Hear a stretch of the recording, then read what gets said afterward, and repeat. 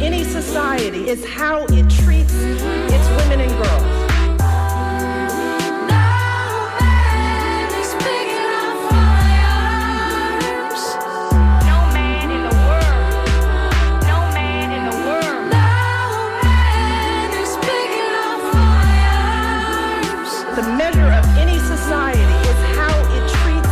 It's women and girls. We create the smart, powerful, creative, accomplished young women. We can fight. I'm here because of you. I'm here because girls like you inspire me.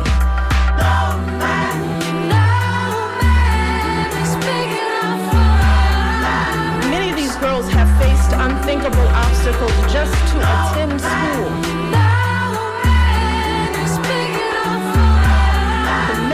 Any society is how it treats its women and girls. Won't stand still. Your story is my story. Your story is my story. Won't be shamed. Buckle up, buttercups. It's another episode of Surly Voices here on WMNF Tampa 88.5. My name is Liz. I'm one of your hosts. My co-host Maria is coming in from Zoom land. How are you, Maria? I'm good this morning, Liz. How are you? I'm a little under the weather, but I think I'll live. I don't. It's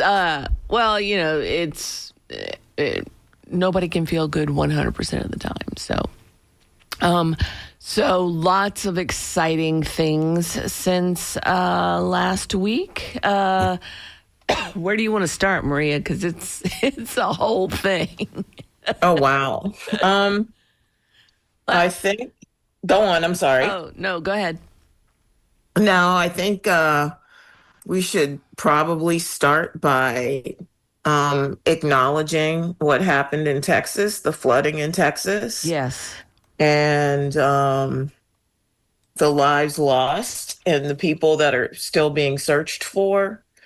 And then also recognizing that, like, there's some flooding that happened, a flash flood happened in New Mexico as well. Within 30 minutes, there was another flash flood of a river that caused a lot of damage. And then there was also another flash flood in North Carolina, I think, but the most severe, with the most casualties, if you will, right, unfortunately, has been in Texas. So maybe let's just start there. Okay. Yeah, I mean, that was really, I was in Mexico last week, but that still was hitting the news all over the place. And so it's like, wait a minute, why all these floods all of a sudden? I mean, you don't usually hear about 3 floods back to back like that. And so it's, what is the root cause? Now, when you have an administration that doesn't tell you the truth every single day, or doesn't even come close to telling you the truth every single day, it's hard to know what the root cause is. But what are your thoughts on that, Maria?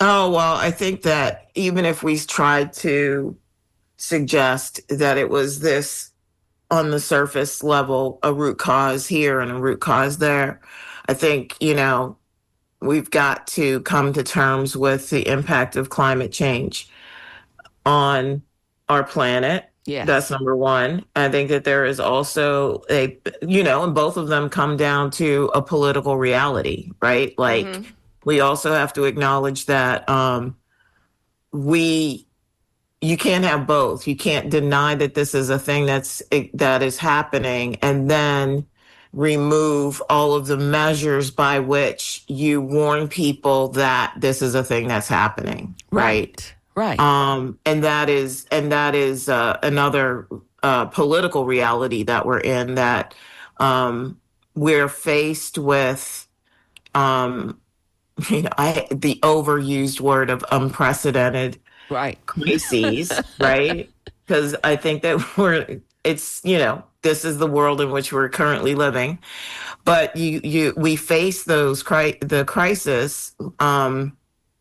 We can't be in denial about it, and then at the same time remove all measures of warning, all measures of caution, all measures of emergency response from what's happening. And isn't it fascinating? Right? Like, Yeah. I don't think that a lot of people have paid attention to the fact that this crisis happened in Texas and Mexico sent Yes. responders, Yes. right? All the hoopla about, they're bad people, and the president of Mexico sends a team over to Texas to help with the rescue efforts, and it's Right. like, okay, it's you might as well take. Oh, let me give this early disclaimer because it's about to go down. The opinions expressed on Surly Voices are those of Surly Voices and not those of WMNF Tampa. So you might as well just take whatever the administration says and go just the opposite, and there the truth will lie, because it's like this dude can't tell the truth if his life depended on it. And so it's like, okay, wait. The horrible Mexicans, yet they're going to send people over to help rescue the victims of the flooding. Oh, and Ted Cruz, where was Ted Cruz? Nowhere to be found. He was in Greece, Yeah. where he always is. He's always on vacation. Right.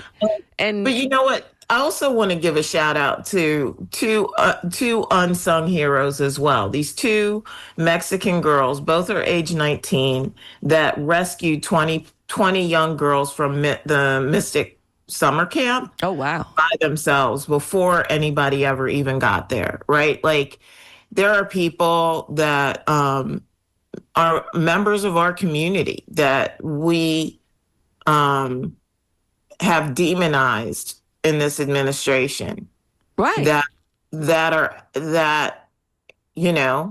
consider themselves your neighbor too, right? Exactly. And they don't look and say, oh, well, I'm not going to rescue you because, you're an American and y'all don't like us. Right. I mean, they just put it all aside and helped out the folks who needed help. So it's hard watching how this regime responds to things. And then I know Donna wants to do a big, beautiful pile of BS bill one day, but it won't be today. But you look at the cuts and things like that, and they made it strategically so it doesn't go into effect for the most part until after the midterms. So nobody's going to feel the pain until after the midterms. And that's just diabolical, It is. But like, why do we expect decency? Right? Like, Donna had posted this town hall the other day, and I watched it. It was a live, tune in if you want to, on of Lois Frankel's, and she had Kathy Castor on, and from your neck of the woods, and Jasmine Crockett. And I was struck by the fact that the people who are carrying the water to tell the American people about this terrible, destructive bill are the American people. Right. And that our elected representatives are not. Right? Right. They essentially spent an hour and a half telling us how terrible it is, but that it's our fight to fight. Yeah, which is just crazy, pretty much giving which it is crazy to me. Like, basically, you're telling me, right? Basically, you're telling me you're not doing it. You have no plans to do anything, but you want us to fight. Yeah. And that is just so much. I mean, it's like we And elected. you're not even giving us an idea of what we're fighting for, right? Like Right. let's just say we are living in Pottery Barnes times. This stuff is broken, right? There's no going back to anything because all the things are broken, Yes. right? Yes. Like, let's not pretend that there's something to go back to. So let's not normalize this. Ask us to go and fight for you to do what exactly? Right. For you to just, go ahead and agree with them on everything else. There again, I think, Tanya Harding needs to go and give kneecapping lessons at the Congress. Oh, Donna joins us now. Good morning, Donna. Hey, y'all, it's chaotic morning. So yeah, you guys are doing it. So, let's see. Bubba says the Tampa Bay Times did a good story about how alligator Alcatraz is messing up the night sky at Big Cypress Preserve and how it's affecting the wildlife. Only DeSantis could ruin the lives of innocent humans and critters with his immigration grandstanding and hot dogging. DeSantis licks the feces-covered boots of Trump. Bubba. Thanks, Bubba. That's really enlightening. I'm going to assume that the prelude to this story about the harm to wildlife was a story about the harm to humans. Yes. But one can never be sure. In these parts, someone said once, if you tell white people that dogs are being harmed in Palestine, they will suddenly be aghast. Right. At the conditions. So true. Right. That is absolutely true. Yeah. It was hard for me to hear that, but as a Black person, I must say, I have many times questioned the care and concern of animals above that of those who share our fellow species members. And that has been a thing that has been bandied about at gatherings and in groups for years, that the love of the earth as opposed to the people in it, Right. and the love of the critters that are not human. Right. So it's a strange thing. And if anybody can call in and speak to that, I would like to hear about it. If you've noticed it, if you're like that, if you have commentary on it, I'd like to hear it because I haven't actually talked to white people about it. I'll speak. I can't speak for all the white people, but I am always going to take the side of the least powerful. And in this case, alligator Alcatraz, there's a lot of least powerfuls, and the animals is one of those least powerful. And it's like, why put a detention center in the middle of a swamp? Of course you're going to be overrun with critters. You're chasing the critters out that belong there, and next thing you know, they're in Susan's backyard eating out of the garbage can, and here come the cops, and boom, no more bears. So, but cruelty is the point, right? Yes, cruelty is the point. And so I am opposed to caging people up because they didn't meet your criteria of what a good person is. And it's an objective criteria because it's a subjective criteria rather than objective, because I ain't got no problem with people who are undocumented staying in the country. It's Trump et al. That do. And so, yeah, there are a lot of layers to that. But, I mean, if it came down to choosing between hypothetically, if the bear and one of the immigrants were in a conflict of some sort and you had to choose between one or the other, I would choose the immigrant because it's a human being versus a bear. So that's, and I don't for one second believe that all white people think that. And in fact, I think most of the white people would probably pick the bear as the one they were going to save. Well, my sister said that, speaking of cruelty, since that she's just sent me, she's listening to the show right now, Deborah Davis. Hey, Deborah. Hey, Deborah. The other Donna, as I often describe her. I'm the other Deborah, because people can't seem to keep us separate. That the Alligator Alcatraz detainees describe conditions at Everglades facilities.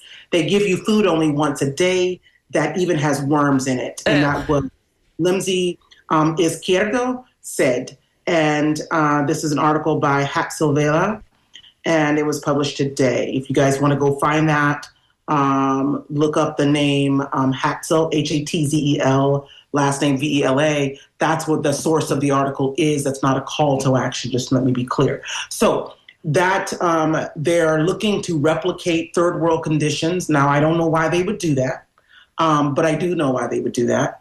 But this is what it's happening. They're out there in the middle of nowhere. They will not allow legislators, representatives, many of them looking for, a campaign, a place to, hey, you see me out here. Right. I'm on the national news now. Could you please give me some money? I think 99% of the people out there, maybe there's one finger on each of them that is not there for self-serving reasons. And you can hear the distrust, right? Like the distrust of the folks whom all of this happened on their watch. I'm not holding them directly responsible for it. Right. But the Democrats as a whole, and you guys can at me, I don't care, right? A little neck roll there. We've been saying this forever. Right. This is not new. It's not new. Yeah.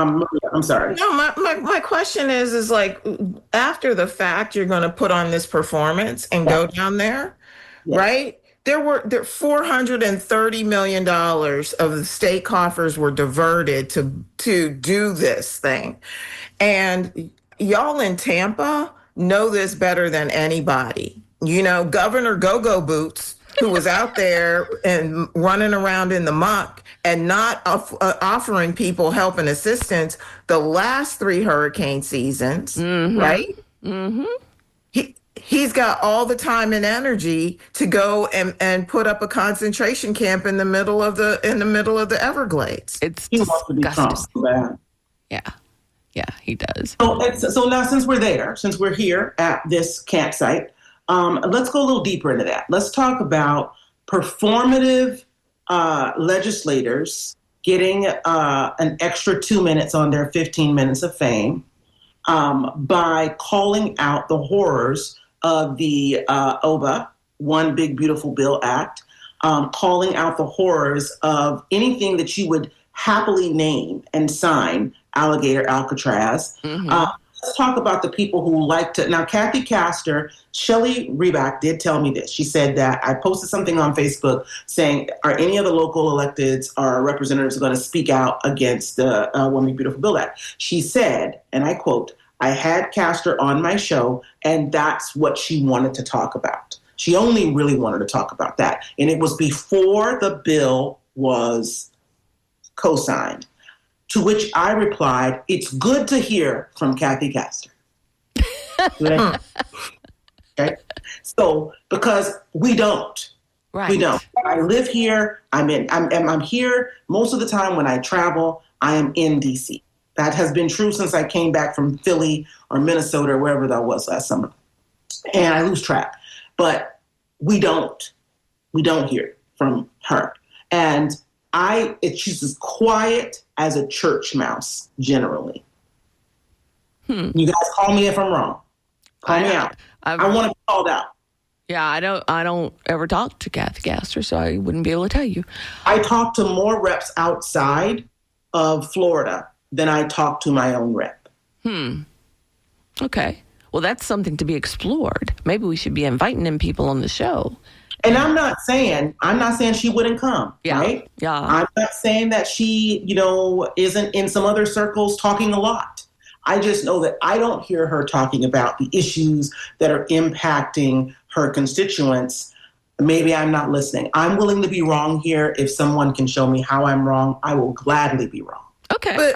But Donna, like, to your point, like, a couple days ago, she was on Lois's town hall, Yes. right? And the thing that really disappoints me is that they phone it in literally and figuratively, right? They do a Facebook town hall and they do a phone town hall, to put this wall between themselves and their constituents, right? Which I find interesting, especially if you are an elected leader wanting to marshal the forces, right? But right before you got on, I was so struck by the lack of intent and the lack of commitment in that dialogue that they had, where they were saying, "Oh, it's up to you, the voters, to make us do this work." Right? Right. I'm really struck by that. Yeah. It's astonishing. We've got 2 callers on. Let's get to them. Wendy in Seminole. Hi, Wendy. Hello, and how are you? I think I may have called before, but I usually text in. I just want to say I am white, and I would choose the immigrant. Yeah. Number one. But I think we're outliers, though, Wendy. Yeah. maybe it's my hippie upbringing because I'm old and everything, but I'm appalled with everything, and as you say, feeling just alone, if you will. And my representative, Anna Paula Luna. You think I've ever spoken to her? I've called her.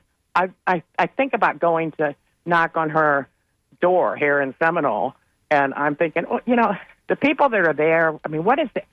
How could you work for somebody like that unless you believe in what they think? So anyhow, that's all.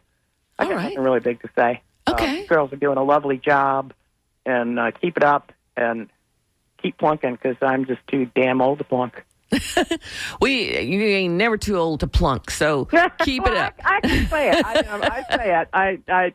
I found myself, in fact, I have a 41-year-old daughter, and she tells me that both my anger and my anxiety are, under control, of course, at most times. But if somebody gets me the wrong... All right. I appreciate you. Thanks so much for calling, Wendy. Bye-bye. Bye. All right, let's talk to Susan in Brooksville. Hi, Susan. Hi, how are y'all? Good. How are you? Thank you. I'm very fine. Yeah. I appreciate what you guys have said about, and I'm white, I'm a boomer too, about people's reaction to what's going on in Gaza and versus, throw out some animals and tell them that they're getting killed. And I agree with you to a certain extent, but the big rescuers, Humane Society of the United States, and PETA, it's too dangerous there for them. They're not going to go right now. They're going to wait till things calm down, and then you better believe they're going to be out there trying to, fan up money for this, I'm sure. But regardless of how our reactions are to animals, I think the majority of us know the difference between people and dogs, although it may not be seen that way. And I've got to remind you about the hypocrisy that we have a person working in immigration that shot her dog. And if that wasn't a sign of things to come, shot her puppy. Yeah. She didn't like because he wasn't learning fast enough or something. It was crazy. Or whatever. I mean, who in their right mind does that? Well, that Oh, my. exactly. That's the mindset, though, that you're dealing with. Life is disposable to them, except if it's a fetus, and then all bets are off. Oh my goodness, yeah. I mean, Until it gets here. Yeah, until it gets here, and then they don't care about it. It's only valuable when it's inside the woman who is being used as an incubator. So, and when it's a drone for the labor colonies. yes, Yeah. Don't sacrifice the puppies yet over there, please. And I'm so sorry what's going on. I wish there was something I could do about it, but all I can do is what I can do. All right. Well, thank you so much for calling, Susan. All right. right. Thank you. Okay. Bye-bye. Bye. I want us to change our verbiage about drones for the labor colonies, because drones don't actually work. Their job is just to service the queen and then die. The workers, the actual worker bees, are women bees. Okay. So Here for it. So the worker bees for the labor colonies, I like that. Kind of like changing from I'm a minority to people of the global majority. To remind everyone that the small subset of humanity has subjugated the rest of humanity to its twisted whims, including and up to and not to, up to including genocide, mass. Any type of mass killing, mass oppression, mass enslavement, mass incarceration. And when you think about that, many of the people caught up in these things are people of the global majority. And I also would like to pivot to this. Since we were talking about animals and cruelty, I'd like to pivot to the way people process catastrophic impact on the populace. So here's what I've noticed in the past couple of weeks. When we talk about Medicaid, there are a certain number of people that are going to be concerned and have concerns about that. The Republicans like to lead the conversation with, there are those who are undeserving that are taking advantage of your tax dollars. I would like to recreate that sentence with corporations that are undeserving are misusing your tax dollars and your elected officials are allowing it. And then they're getting 15 minutes of fame on the back end for saying that, for slapping their hand verbally, right? I don't like that. Makes me angry. Mm-hmm. And then the other thing is when we have pictures of people that look like Norman Rockwell figurines, then everyone is up in arms about their mishandling, their death. I would like to see more concern coming from those who are in a position of authority and who are petitioning to be in a position of authority as a legislator, as a representative. I'd like to see them have as much concern for the millions of people whose lives are at risk as a consequence of the One Big Beautiful Build Act, as well as the complete breakdowns I'm seeing around pictures of little blonde baby girls and their sisters that were in the floods. Now, I'm not saying that. Nobody wants to see any family. I don't. I'm going to speak for myself. Mm-hmm.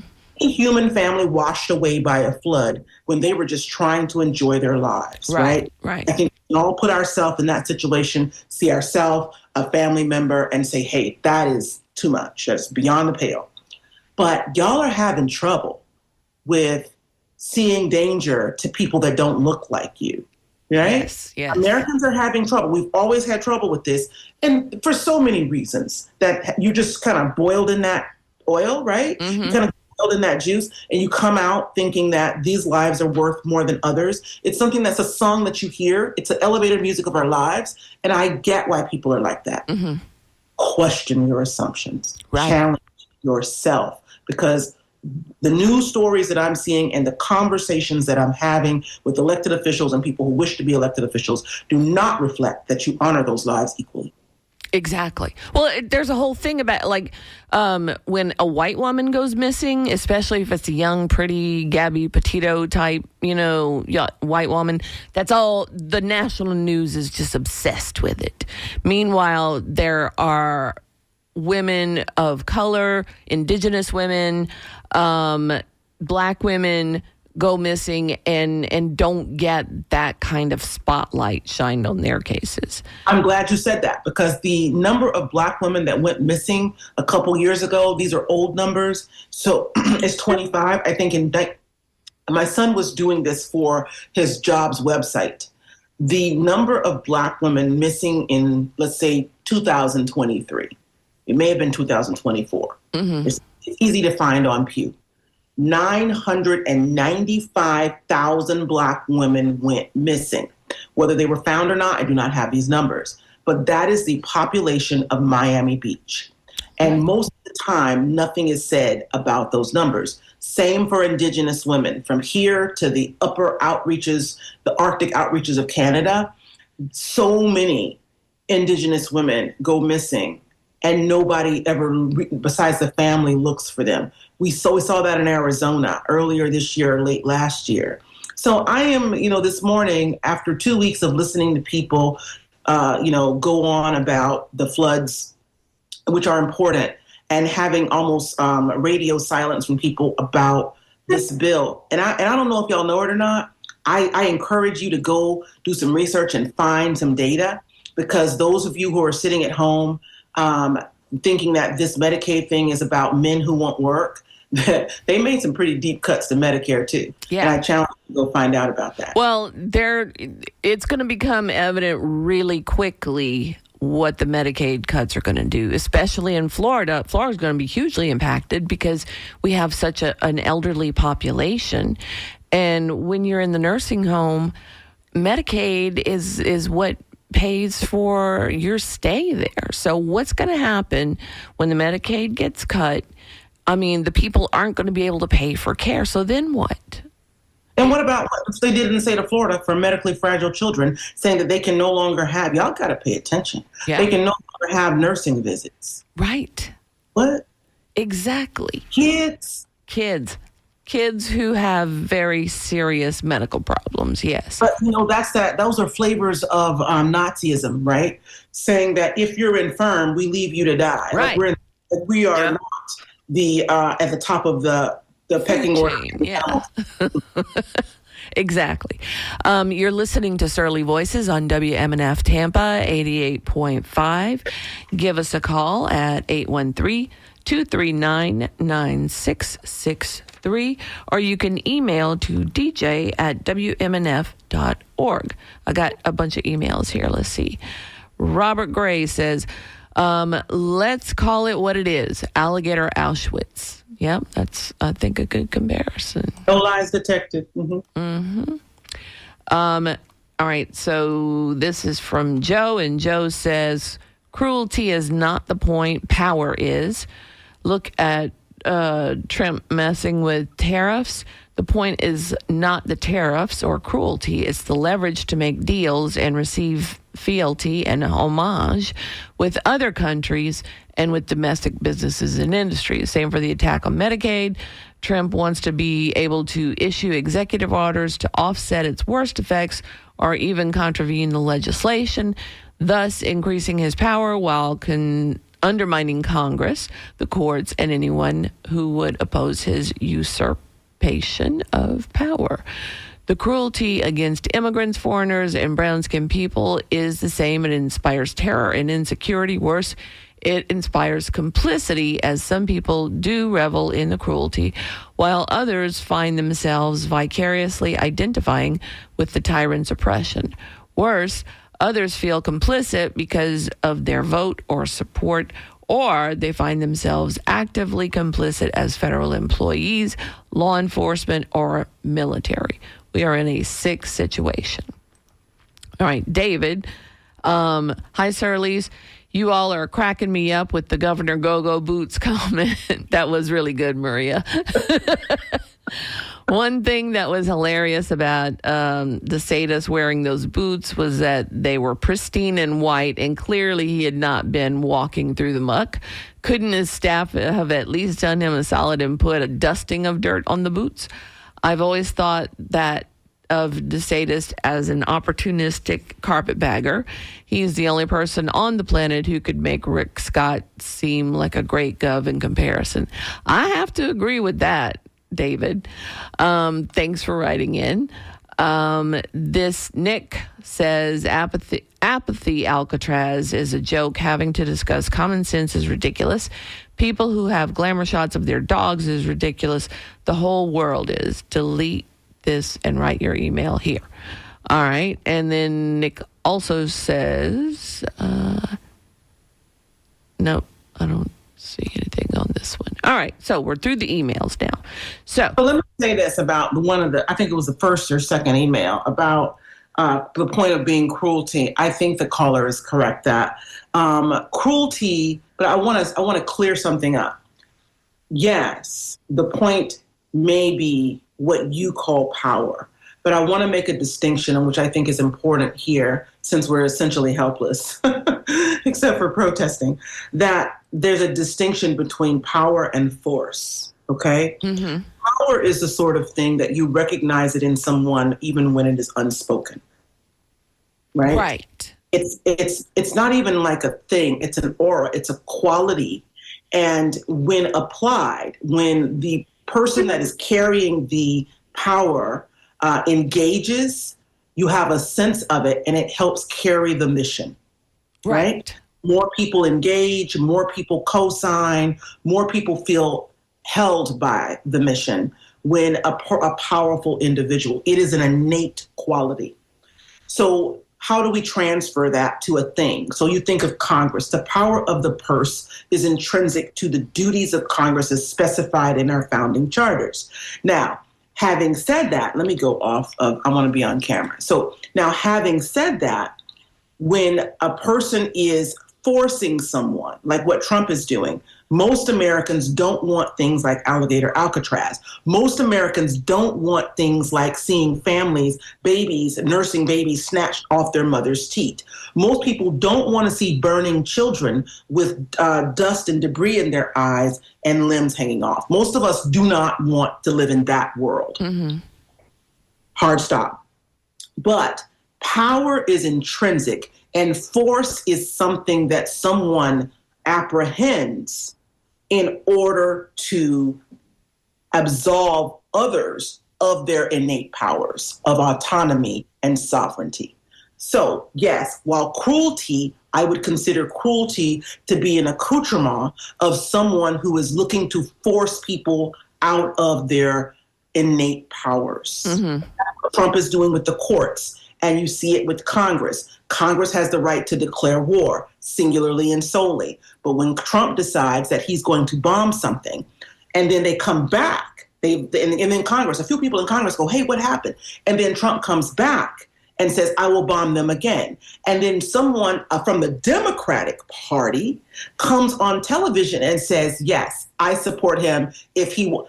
But that's not how it works. You guys are subverting the process, and you'll find later it will be to the great detriment of both your power, innate power, as a congressional rep, and ours as a citizenry who have elected you to do your job thusly. Right.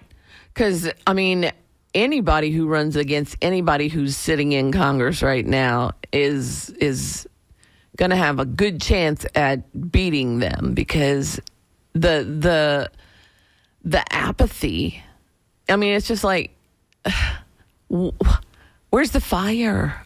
But then there's another problem that comes with that, right? So right now, my blue garbage can sitting on my curb out this window could run for office and probably beat a lot of these people because, one, even if they're a Democrat, they've been asleep at the wheel. Yep. Haven't stood up to the would-be despots and petty tyrants that are now running our country. And people notice that. You can't hide that. So when you say, well, we're fighting like, okay, but were you fighting like that a few years ago, or were you fighting to give us candidates that we didn't ask for? That's what you were doing several years ago. Yes. And that, my friends, is how we got here. And no matter what you guys say, I don't care how much sweat you spray on your brow and mop it for effect, we can see you. Right. And it's very evident. And Chuck Schumer writing his strongly worded letters. That's what I'm gonna do. When you try to absolve Congress and the courts of their innate and charter given power, we're going to write a strongly worded letter. Yes. And it's with like 8 serious questions. Yeah. It's like it's astonishing to me that we are where we are today. But I told y'all a couple weeks ago that I was moving my niece and nephew to Vermont because my niece had cancer. Oh, yes. And they got to Vermont. And when they got to Vermont, the Medicaid, cost-sharing Medicaid from Florida was still open. And here's what happened next. They got a hold of a German lady who was doing a lot of cussing. And she said, Florida doesn't pay for nothing. And she said, F them. And I don't want to F with her. And that, I don't know what she did, but she called Florida and she got the right person on the phone and they closed that Medicaid case that would have prevented her from opening a case in Vermont. And now the entire family has Medicaid, including the husband. Oh, wow. And the children are getting glasses today, something that was rendered impossible by these weird systems that they have. The program exists. Yes, the government says you're entitled to them. Here you can have them, but we're going to make it impossible, kind of like insurance companies, private insurance companies. We're going to make it impossible for you to exercise any benefit from this. So they have gotten housing applications completed that were given to them by a social worker. She has had a port put in to begin resume her cancer treatment. She does have a caseworker at the hospital to help them with all of the other aspects that could interfere with care. And so I want you all to know, those of you who helped us and who had kind words to say, that the underground healthcare, get out of the red state underground railroad was successful in relocating a family. And if people are thinking of leaving, I would say my advice would be sooner rather than later, because if your family is struggling here, and a lot of you would have grandkids and kids who are struggling because they cannot access care in Florida, that exercise any option that you might consider, not a call to action, as quickly as possible, because those rivers are going to run dry before too long. But even when you think you have an option, I want people to realize that they may have options they haven't thought of. Yes. Right? Because here's the thing. This situation that we're living here in with Governor Go-Go Boots is so abusive that you don't realize how the level of abuse that you are under. Like, you think it's your fault until you go somewhere, right, and actually find support, right? And you find humanity and dignity in your care, right? Right. We don't have to live like this, right? We don't have to live like this with the people in quote unquote power, but the people who we've also elected who sit there and say, oh, we can't do anything. Let me write a letter. Let me write a letter. I'd like to amplify. Or you have state representatives that go, we're working really, really, really hard. Really? Tell me how. Yeah. Because while also, our county, just so you know, while he's building Alligator Auschwitz, he took away the transportation benefits from veterans here in Palm Beach County. God. It's unnecessarily cruel. Yeah. Literally, it's not going to save. When people have emergencies because they're not receiving care, whether it's through CHAMPA, the VA, or the Medicaid, Medicare grid, those emergent care has to be offered to a person whose life is at risk. So if you haven't received non-urgent care at the entry level and you end up requiring emergent care, that cost it shifts around the cost, and it actually explodes the cost, because everybody knows that a doctor's visit costs, like, on the average, $140 whole. That's what the average bill would be for you going and talking to a doctor, a person, for 15 minutes. When the person does not get preventive care or maintenance care, and they present at the emergency room, someone's footing that bill, whether it's federal grants, the hospital itself. And I predict that more and more hospitals, not just the rural hospitals that Josh Hawley was talking about, and Lisa Murkowski in Alaska, and I'm going to start saying these states and their names so that you guys can start to build memory for them. So Lisa Murkowski in Alaska, Josh Hawley, the senator from Missouri, and Susan Collins, the senator from Maine, that when they were talking about rural hospitals closing because of the nature of each of these states, they're massive states, they have low populations, particularly Alaska and Missouri.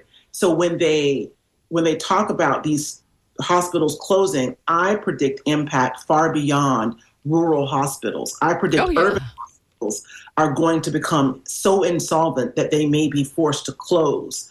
And you think that the whole bed thing, we got to find a bed, is a big deal now. If these cuts are not repealed, and we're going to talk a little bit about that too in a second, if the cuts can be repealed at the midterms, some of the cuts they're going to be a struggle to repeal them. But if you guys are faithful and you vote, but this is going to require a little something more, I think that the people who are voting will have to talk to people who are resistant to voting, because we're going to need to find some other votes somewhere else, right? Mm-hmm. Like, Democrats are going to have to find votes somewhere else in order for this to work, not we, Democrats. So if you guys understand that this isn't going to be limited to what Republicans are calling the undeserving, that this is going to be kind of it's like when you pour batter into a pan and it spreads. Mm-hmm. This is going to get out of the hopper here if we allow it to go on. But all is not lost. Most of these cuts don't kick in until next year or the year after. And so if things are done a certain way during the midterms, we will never have to see these cuts. So don't give up if you are, but do take this serious. But see, that's why they're sitting around doing nothing, is because they know that come election time, that's just campaign fodder for them left and right. So it doesn't. Honestly, yeah. I got that feeling when I was in D.C. last week, that the smugness of some of the Democrats who weren't putting up a fight was that this is going to make the midterms a walk-on for us. And we don't have to worry about raising money in a tough to raise money environment, that we would simply find ourselves in, Christmas land. Mm-hmm. And it'll be easy. But I think that a good number of people should be primaried for effect. Yeah, absolutely. 100%. Primary everybody. 100%. Everybody. Take 50 and primary them and put everybody on balls. I told one of the senators, representatives, as they were leaving that big press conference, you saw all the Democrats out there. Mm-hmm. So I was out there, right? I was out there at the Capitol. And so I said to her, she says, "Can you believe this?" I said, "Yes." I said, and you know what? I think Lois Frankel is getting primaried in South Florida. And her eyes got so big. I said, I leaned in and I said, everybody can get some. Yeah. This is and then my colleague said, "Why would you tell her that?" I told her, "Tell your friends." Yeah. Spread the news. Everybody getting primaried. Yeah. And Conyers, he acted like he was so affected. He was just like, "Yeah, we're trying to." Bro, you are the man himself. You are patient zero. Remember that? Yep. Okay. Some emails here. This one says, "I don't know how anyone could listen to Donna and not gain knowledge and increase their own intelligence. Speaking of power, Donna is an excellent example. Thank you for the exquisite vocabulary. Excellent show as usual. Thank you, Maria, Liz, and Donna." And this is from Jerome. Thank you, Jerome. Oh, that must be my sister. Thank you, Jerome. Yeah, I think that's Deborah. No, thank you, Jerome. Very nice. Very nice. Connecting the most recent Florida disgrace to their buddies who put in the transgressions away from the Constitution. Call it hashtag Gator Gulag. I like that. Go-Go Boots, Governor Go-Go Boots, and Gator Gulag. Okay. Schumer needs to take a page from pro wrestling promos. He needs he needs at least act like he's angry about Trump BS instead of being nebbish, Bubba. But he's not. He's Yeah. not angry about it. He's he not. needs to go sit down somewhere. Right. This is how they fundraise next go round. This is from Joe again. He's like, I appreciate you distinguishing between various types of power. I'm not sure that force is the best word to make the distinction, though. Trump's idea of power or force is what he imagines will inspire adoration and fear, an infantile but deadly conception.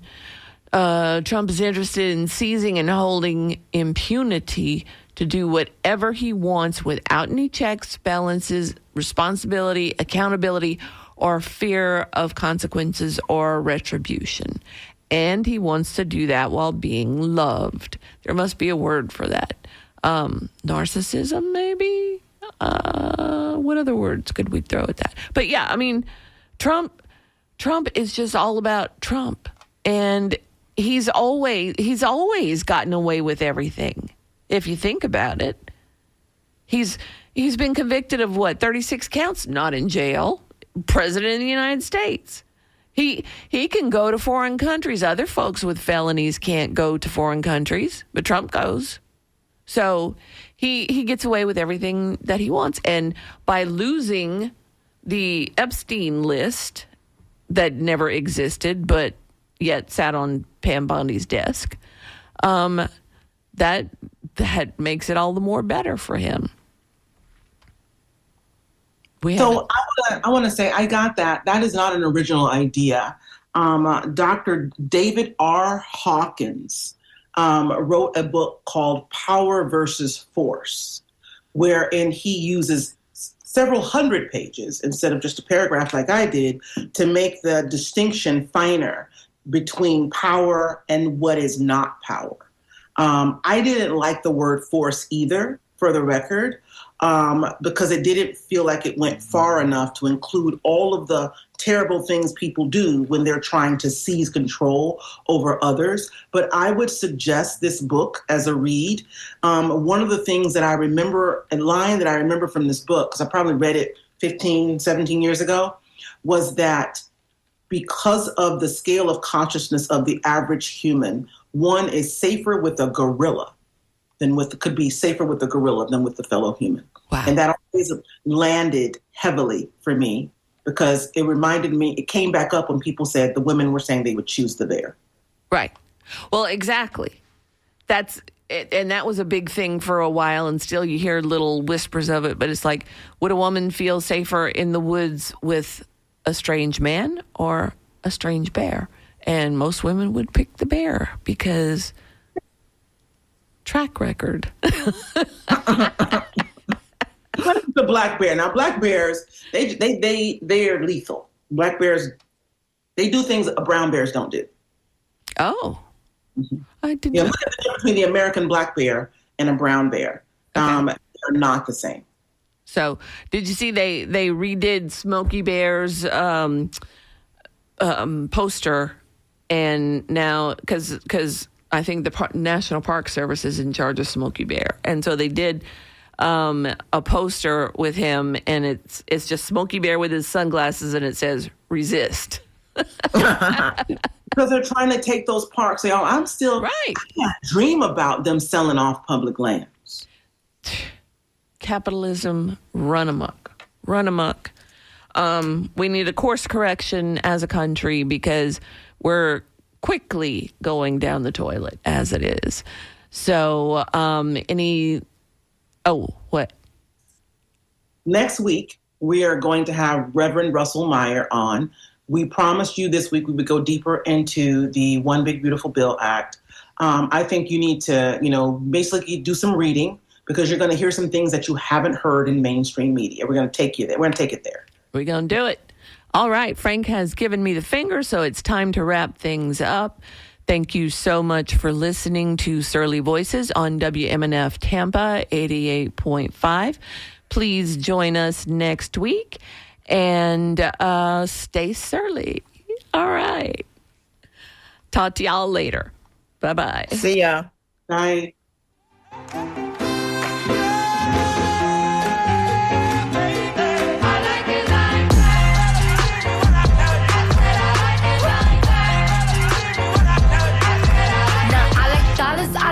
diamonds, I like stunning, I like shining, I like $1 million deals. Where's my pen? Bitch, I'm signing. I like those Balenciagas, the ones that look like socks. I like going to the Tula. I put rocks